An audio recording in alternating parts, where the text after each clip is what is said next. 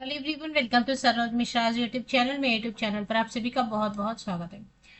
IIT की तरफ से जूनियर एडमिनिस्ट्रेटिव असिस्टेंट की पोस्ट की नोटिफिकेशन रिलीज हुई है, जो अच्छी वैकेंसीज है क्योंकि 50 पोस्ट है, टोटल 50 वैकेंसीज हैं। पे स्केल देना है प्रॉपर 21,700 की सिर्फ बेसिक पे है, और इसके ऊपर फिर आपको महंगाई भत्ता, dearness allowance, house rent allowance मिलेगा, ट्रांसपोर्ट अलाउंस मिलेगा और dearness allowance on transport allowance.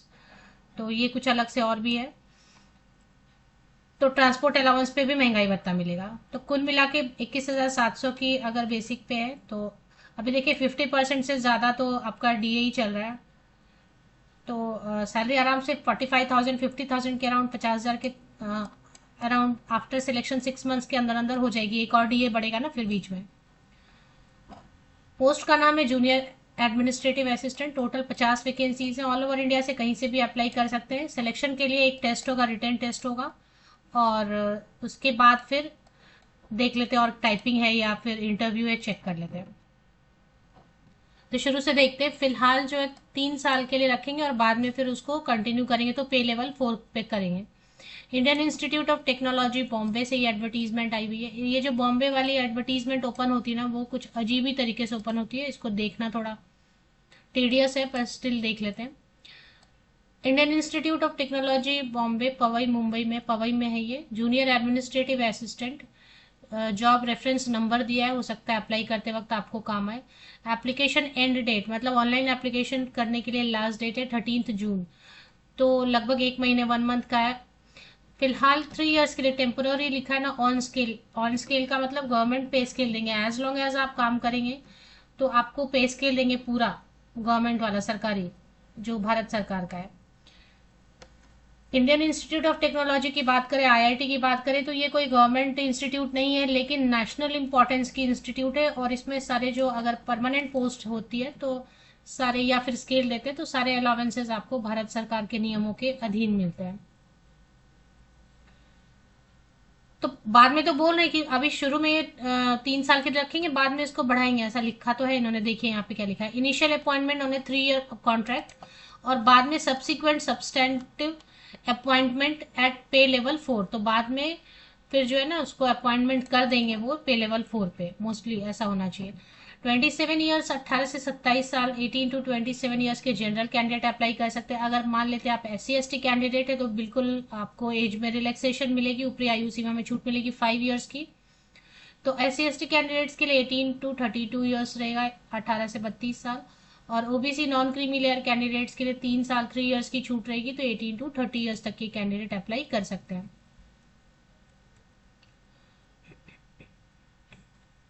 तो ऑनलाइन ही अप्लाई करना है। अप्लाई लिंक लेके चलेंगे आपके पास कि कैसे अप्लाई लिंक। इसमें कैटेगरी में कितनी सीट है वो चेक कर लेते हैं। पे स्केल तो मैंने आपको बता ही दिया, एप्लीकेशन फीस भी। जॉब प्रोफाइल क्या रहेगा। Shall responsible for performing administrative functions to support business operations and requirements. वो जूनियर एडमिनिस्ट्रेटिव असिस्टेंट मतलब वही एडमिनिस्ट्रेटिव जो भी रहते हैं उसमें, जैसे देखना रहता है, ऑफिस से इन्वेंट्री देखना है आपको, ऑफिस में कुछ चीज़ों की ज़रूरत है तो वो आपको देखना है, ध्यान रखना है। अगर किसी की अपॉइंटमेंट वगैरह फिक्स करनी होती है, होता है ना, छोटी से किसी को मिलना है वगैरह या फिर ऐसा, तो वो अपॉइंटमेंट वगैरह शेड्यूल देखना रहता है। ट्रैवल अगर प्लान कुछ बन रहा है किसी का, किसी सीनियर टीचर का, या फिर स्टूडेंट्स का प्लान है, ट्रिप है, तो वो अरेंज करना होता है। मतलब इस टाइप के एडमिनिस्ट्रेटिव काम में आपको हेल्प करनी रहती है। फाइल्स वगैरह आपको देखने होंगे प्रॉपर है या नहीं। अप्लाई कौन नहीं कर सकता ये देखेंगे और कौन अप्लाई कर सकते हैं। पहले कैटेगरी वाइज चेक करेंगे। टोटल 50 पोजीशंस है ना, जिसमें कि 7 सीट्स जो है पीडब्ल्यूडी कैंडिडेट्स के लिए रिजर्व है।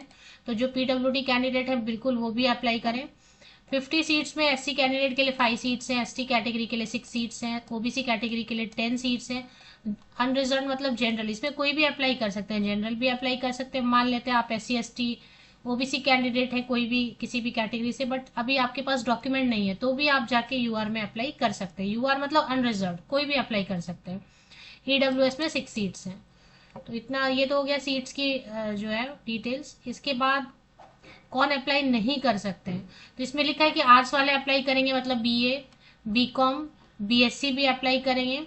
LLB भी अप्लाई करेंगे क्योंकि लीगल स्ट्रीम लिखा। MBA वाले MMS भी बुलाते हैं कई जगह पे, जैसे बॉम्बे में तो MBA को MMS से बुलाते हैं। तो मैनेजमेंट ग्रेजुएट अप्लाई कर सकते हैं, और BMS है ना, या फिर LLB वाले अप्लाई कर सकते हैं, BA कर सकते हैं, यहाँ पे साइंस लिखा है तो BSc कर सकते हैं, BCom कर सकते हैं, सभी अप्लाई कर सकते हैं। बट एक कोई नहीं कर सकते, वो है BTech है ना। अभी मास कम्युनिकेशन ये सब लिखा नहीं है, तो अगर वो आर्ट्स में या मैनेजमेंट में किसी में काउंट होता है तो फिर आप अप्लाई कर पाएंगे। जैसे कुछ ऐसे भी है ना, जैसे बायोटेक्नोलॉजी है तो वो तो साइंस में आ गया, तो वो अप्लाई कर सकते हैं, है ना।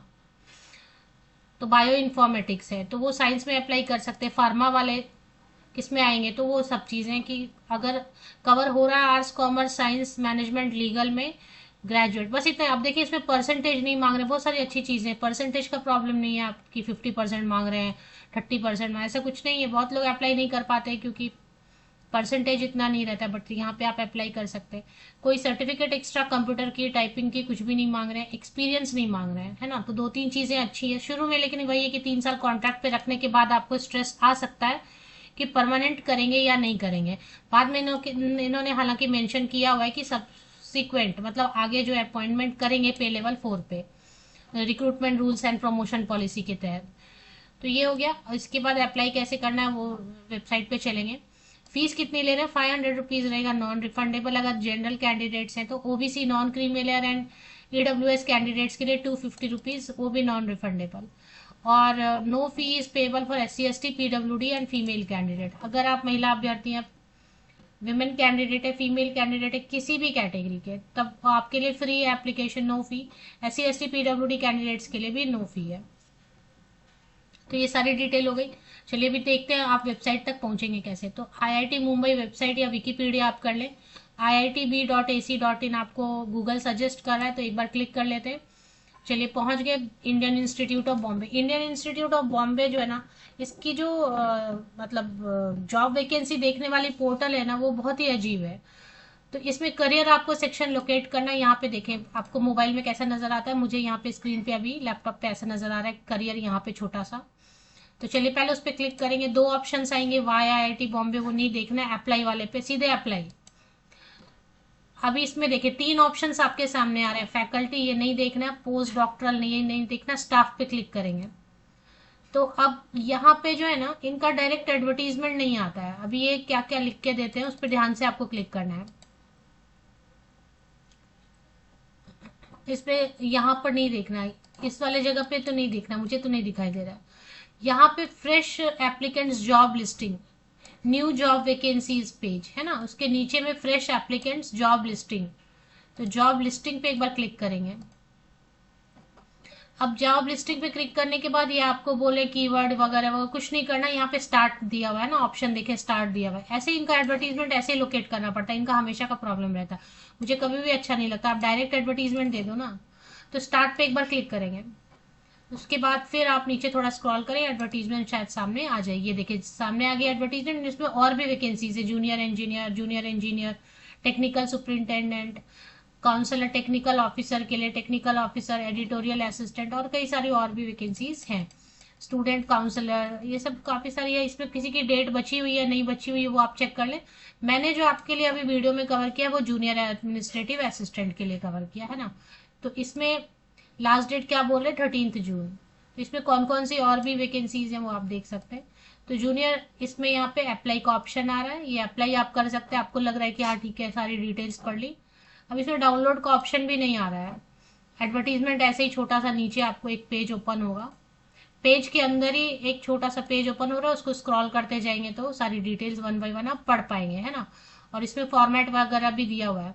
अच्छा, इसमें मैंने सिलेक्शन क्राइटेरिया नहीं बताया, वही कुछ ऐसे ही लिखा था ना कि रिटन टेस्ट होगा, और यहाँ पे तो लिखा ना रिटन टेस्ट होगा। SC ST कैंडिडेट जो है ना, SC ST कैंडिडेट को टिकट फेयर देंगे जो शॉर्टेस्ट रूट होगा। तो एक रिटन टेस्ट तो होगा, रिटन टेस्ट के बाद ये क्या करने वाले हैं, इंटरव्यू ले रहे हैं या फिर कुछ टाइपिंग वगैरह का ले रहे हैं, वो देखना पड़ेगा।